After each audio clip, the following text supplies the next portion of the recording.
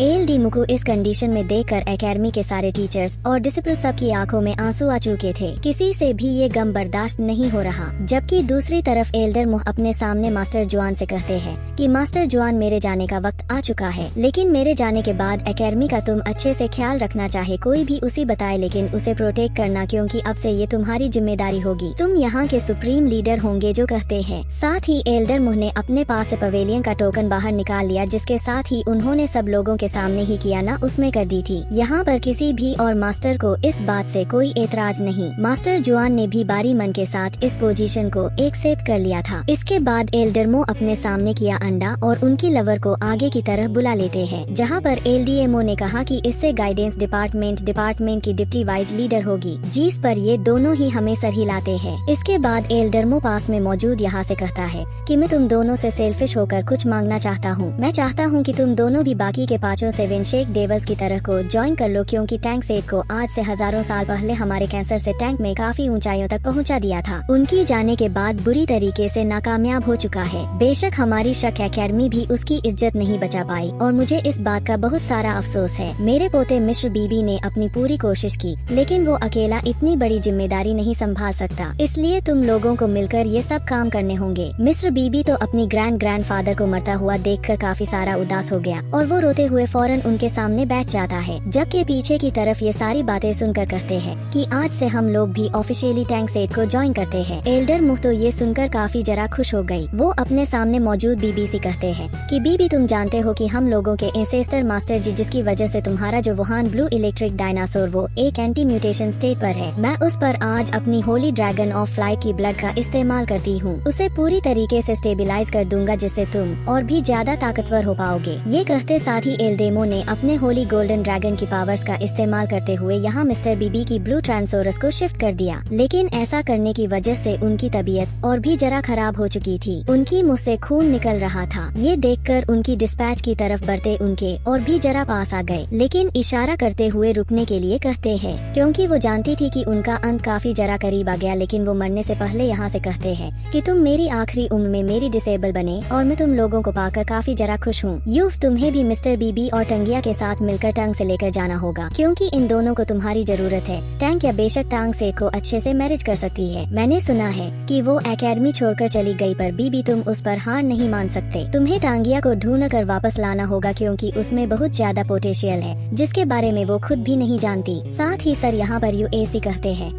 कि यूह, मेरे महीने के बाद तुम सनमून रॉयल एकेडमी जरूर जाना, जहाँ पर तुम खुले मन के साथ सोल गन्नेस वेपन्स के बारे में सीखोगे, क्योंकि सनम रॉयल एकेडमी जंग चाहती है और तुम्हें उस जंग को रोकना होगा। तो मैं खुद को इतना ताकतवर करना होगा कि तुम चारों तरफ हर एक कॉन्टिनेंट में शांति फैला सको। ये पीस फैलाने की जिम्मेदारी मैं तुम्हारे हवाले छोड़ता हूँ। जिस पर यूहा जवाब देते हुए कहता है कि मास्टर, फिक्र न करिए, मैं आपको निराश नहीं करूँगा। एएलडी मूवी उसके ये जवाब सुनकर काफी जरा खुश हो गयी थी। इसके बाद वो सब लोगों के सामने कहते हैं कि अब मैं अपना आखिरी ऑर्डर देने वाला हूँ। तुम सब लोग कड़ी मेहनत करना और सोल गाइडेड सिस्टम क्रिएट करना। अगर कोई भी सोल गाइडेड सिस्टम क्रिएट कर लेता है एक लेवल 10 का वॉरियर्स बनकर, तो मैं ये ऑर्डर देता हूँ कि उसे उसी टाइम पे पवेलियन का एक मास्टर बना दिया जाएगा। यानी कि एनिमल फ्यूचर में हो सकता है कि योहोमी इतनी एबिलिटी आ जाए कि वो सोलनेस मास्टर लेवल 10 का बन जाए और इसके बाद वो प्रसिद्धन फ्यूलियन का एक मास्टर बन जाए। एक यहाँ ये कहने के बाद वो आखिरी दफा अपने सारे दोस्तों और बच्चों को अलविदा करते हुए कहते हैं कि ये मेरे असिस्टर्स में आ रहा हूँ, जो कहती है। अचानक ये गोल्डन लाइट में ट्रांसफॉर्म होती हुई थी के साथ हवा में उड़ गए,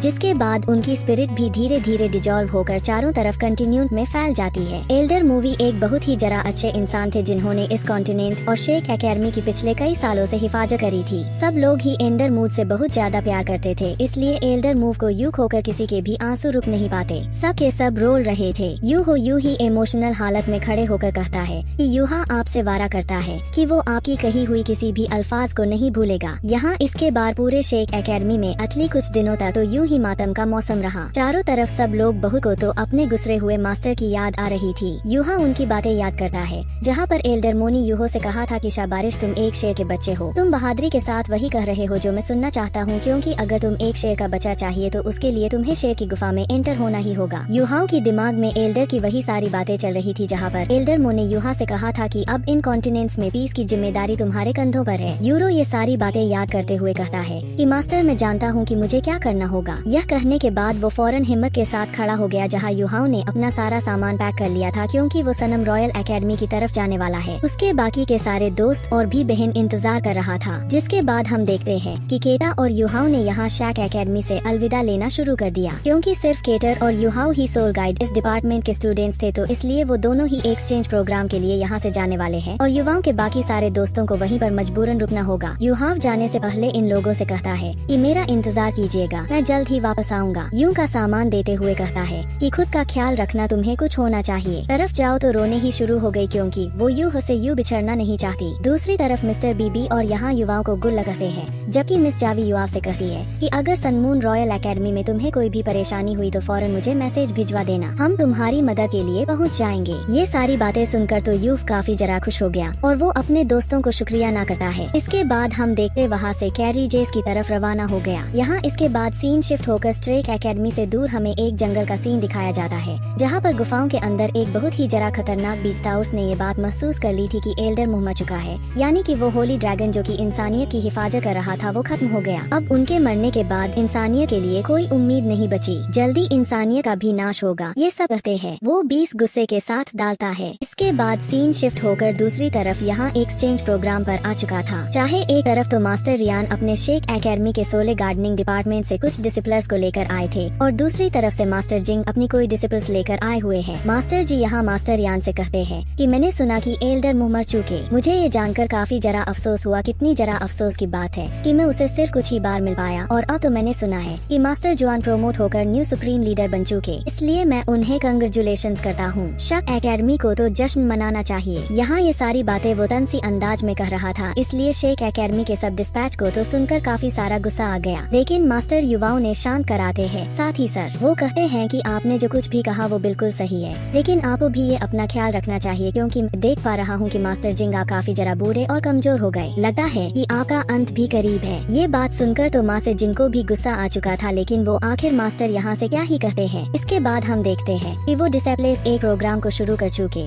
जहाँ पर हम देखते हैं कि शक एकेडमी के साथ डिसेपन रॉयल एकेडमी के साथ डिसेप्लेस के साथ एक्सचेंज हो गए थे। जाने से पहले यहाँ यूहो के पास आकर युहाओ से कहता है कि मैं तुम्हारी शेक एकेडमी जा रहा हूँ और मैं तुम उसे वारा करता हूँ कि मैं शेक एकेडमी को अपने कदमों के नीचे कुचल दूंगा। जो सुनकर युहा जवाब देते हुए कहता है कि कोशिश करके देख लो, क्योंकि ये ख्वाब तुम इससे पहले भी हजारों लोगों ने देख लिए। इवन की सनम रियल एकेडमी तो हजारों साल से ऐसी कोशिशों करती आ रही है, लेकिन वो अभी तक कामयाब नहीं हुई। तुम्हें भी अपने पूर्वजों की तरह मुँह की खानी पड़ेगी। जो सब सुनकर होंगतिन को बहुत ही सारा गुस्सा आ गया। वैक्सीन हम लोगों को यहाँ सनमून एम्पायर की दिखाया जाता है, जहाँ मास्टर जिंग इन सातों के साथ वो डिसिप्लिन्स को अपने साथ सिटी गेट के पास ले आई थी, जहाँ पर मास्टर जिंग कहते हैं कि तुम लोगों के सामने हमारी महंगी सीरी की सबसे ज्यादा फेमस बिल्डिंग है और मैं तुम सब लोगों को यहाँ पर वेलकम करता हूँ। चलो मेरे साथ आओ। वो साथों के साथ आओ। डिसै तो देख कर काफी सारा सरप्राइज थे। और दोस्तों हम लोग यहाँ पर देख पाते हैं कि इन 7 डिसैले के साथ मास्टर फन भी यहाँ पर आए थे, ताकि वो इस बात को कंफर्म कर सके कि उनकी डिसिप्लिन को यहाँ पर कोई भी परेशानी नहीं होगी। देखते हैं कि ये सब लोग मास्टर जिंग के साथ रवाना हो गए, लेकिन काफी हैरानगी के साथ इस सीडी को देखता जा रहा था। यूहो से ऐसी हालत में देखकर सवाल करते हुए कहता है कि आखिर तुम्हें क्या हुआ, तुम इस तरह से परेशान क्यों हो रहे हो। जीस पर केटे हो एक लंबी सांस लेते हुए कहता है क्योंकि मैं इसी में सिटी में पैदा हुआ था और ये बहुत लंबी कहानी है, मैं तुम्हें बाद में सब कुछ सुनाऊंगा। मुझे बस सिर्फ अपने बचपन की यादें आ चुकी थी, इसी वजह से मैं थोड़ा उदास हो गया। यूं हो तो यह सुनकर काफी शौक हो जाता है कि केतव कहीं और नहीं बल्कि सुनमून एम्पायर में पैदा हुआ था। लेकिन इसके बाद हम देखते हैं कि वो सब लोग मास्टर जी के पीछे रवाना हो गए। मास्टर जीन भी इन सब डिसाइपल्स को अपने साथ आखिरकार सनमून रॉयल एकेडमी ले आते हैं, जहाँ चारों तरफ काफी जरा एडवांस सोल गाइडेंस वेपन्स थे। यहाँ की ये एकेडमी सोल गाइडेंस वेपन्स भी इतनी ज्यादा एडवांस थी जितना की और उसके दोस्तों ने सोचा भी न होगा। दूसरी तरफ मैसेजिंग यहाँ पर इन डिसाइपल से कहते हैं कि हम लोगों ने तुम लोगों के लिए पहले ही कोई टीचर्स का बंदोबस्त कर दिया है, जो कि तुम लोगों को जल्दी मालूम हो जाएगा। साथ ही साथ तुम लोगों के यहाँ रहने का भी सारा बंदोबस्त हो गया। टी शर्ट माने उन सब डिसिप्लेस को बारी बारी करके एक फ्रेशमैन बैच दे दिया था, जिस बैच का इस्तेमाल करते हुए ये लोग सनमून रॉयल एकेडमी के अंदर और बाहर आ जा सकते हैं। साथ ही सर वो बैजीन लोगों को यहाँ की इंफॉर्मेशन भी दे पाएगा। यहाँ ये सब कहने के बाद मास्टर जिंग ऑन डिसेबल्स को उनके हाल पर छोड़ते हुए वहाँ से रवाना हो गए, जबकि मास्टर प्लान अपनी डिसेबल से कहते हैं कि चलो अब तुम लोग अपने रूम्स में जाकर थोड़ा सा आराम कर लो। जो सुनकर तो सबके सब डिसिप्ले ही एक दूसरे से अलग हो गए। यूं हो के बैच उसे बताता है कि तुम्हारा रूम किस तरफ है, जिसकी इंस्ट्रक्शंस फॉलो करती हूँ। आखिरकार यूहा अपने हॉस्टल रूम में पहुँच गया था। ये रूम दिखने में तो काफी नीट एंड क्लीन था, जबकि तभी अचानक वो फ्रेशमैन बैच कहता है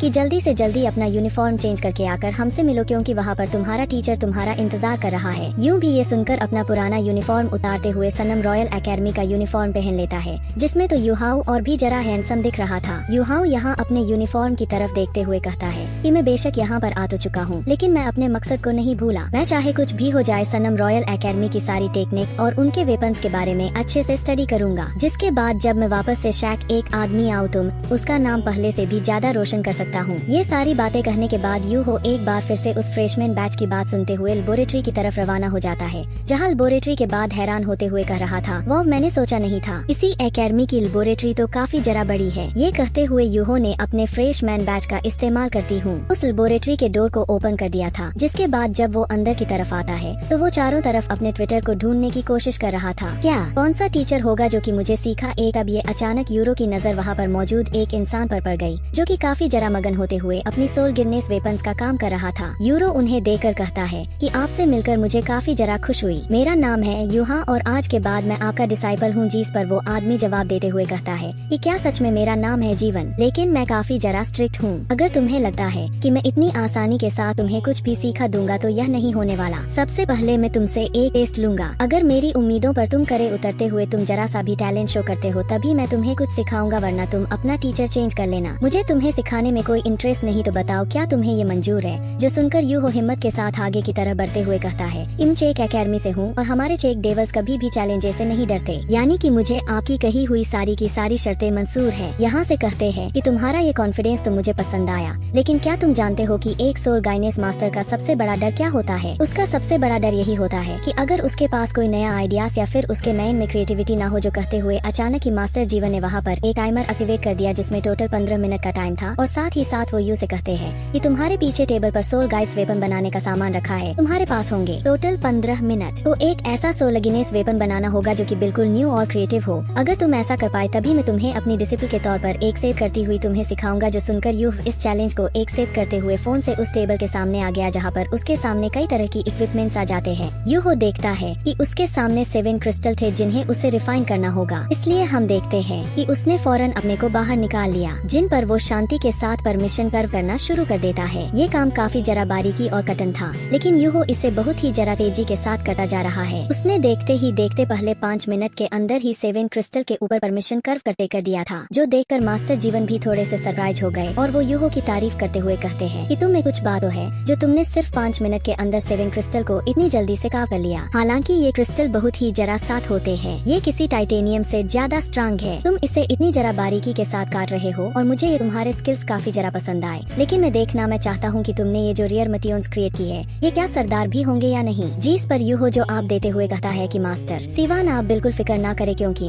जब भी कोई फॉर्मेशन क्रिएट करता हूँ तो वो बिल्कुल भी खाली नहीं जाता, बल्कि उसे बिल्कुल परफेक्टली अच्छे से रिफाइन करता हूँ। ये कहने के बाद यूहो ने अपने बाकी के बचे हुए 10 मिनट के अंदर वहाँ एक सोल गाइडनेस वेपन की बॉडी क्रिएट करना शुरू होकर दी थी, और हमें देखने को मिलता है इन्हें असल में यहाँ पटांग सेकर जो एक हिडन वेपन था उसे मॉडिफाई करके बना दिया था। मास्टर जीवन भी इस वेपन को देखकर काफी सारे इम्प्रेस हो चुके थे और वो को इशारा करते हुए कहते हैं कि चलो मुझे दिखाओ क्या आखिर ये वेपन कितना ज्यादा खतरनाक है। जो सुनकर तो ने बिल्कुल ऐसा ही किया और मास्टर जीवन काफी जरा बारीकी के मैकेनिज्म को देख रहे थे, जिसे देखकर तो वो सरप्राइज होते हुए कहते हैं कि आखिर ये कैसे हो सकता है। इस लड़की ने एक ऑटोमेटिक चार्जिंग आ रही क्रिएट कर दिया। साथ ही साथ यूहो ने जब उस वेपन का इस्तेमाल करते हुए अटैक किया तो वो सामने की टारगेट को पूरी तरीके से डिस्ट्रॉय कर देता है, जिसे देखकर तो मास्टर जीवन की आंख पड़ी की पड़ी रह गई। वो सरप्राइज होते हुए कहते हैं कि ये तो बहुत ही सारा इनक्रेडिबल है। वो के पास आकर कहते हैं कि बताओ आखिर तुमने ये कैसे किया। वैसे तो ये सोल गाइडनेस वेपन का एक रूल है कि सोल गाइडनेस को अपनी सोलिंग एनर्जी देनी होगी, तभी वो किसी अटैक को जेनरेट कर पाएंगे, लेकिन तुमने ये जो वेपन क्रिएट किया है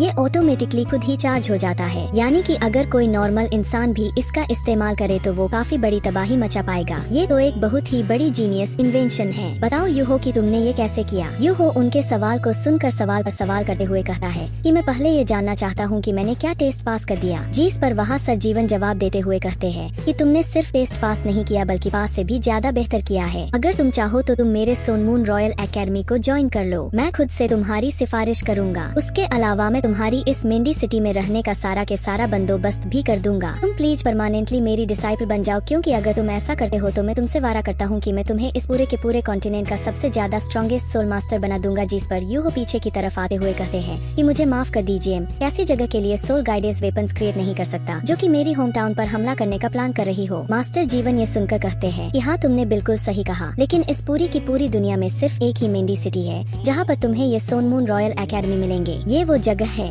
जहाँ पर आइडियाज और क्रिएटिविटी की कोई कमी नहीं। यही वो जगह है जहाँ पर कोई भी सोल गाइडेंस मास्टर खुद को स्टडी करके ताकतवर से ताकतवर कर बना सकता है। तुम्हें जंग की इतनी सारा परवाह नहीं है, करनी चाहिए। जिस पर यूहो जवाब देते हुए कहते हैं कि मास्टर, अगर मैं आपको बिल्कुल ऐसी एक सेम ऑफर दूं, चाहता हूँ कि आप मेरी सेट को ज्वाइन कर लो, जहाँ पर आपने जो अभी डिवाइस अपने हाथ में पकड़ी है उससे कई सारा ताकतवर डिवाइसेज आपको मिल जाएगी। वहाँ पर भी आइडियाज और क्रिएटिविटी की कोई कमी नहीं। तो क्या आप मेरी को ज्वाइन करोगे? ये सुनकर मास्टर जीवन सरप्राइज होते हुए कहते हैं कि तुम क्या से हो, और ये जो तुमने बनाया किया ये भी मैं ही तुम्हें सिखाया गया है। जिस पर कहता है कि हाँ, आपने बिल्कुल सही समझा। असल में ये का एक हिडन वेपन ये है जिसे मैंने एडवांस करके ऐसा बना दिया। आपको तो मालूम ही होगा कि के लिए हमारे ने कितने अच्छे अच्छे हिडन वेपन्स क्रिएट किए थे। इनमें आइडियाज और क्रिएटिविटी की कोई कमी नहीं।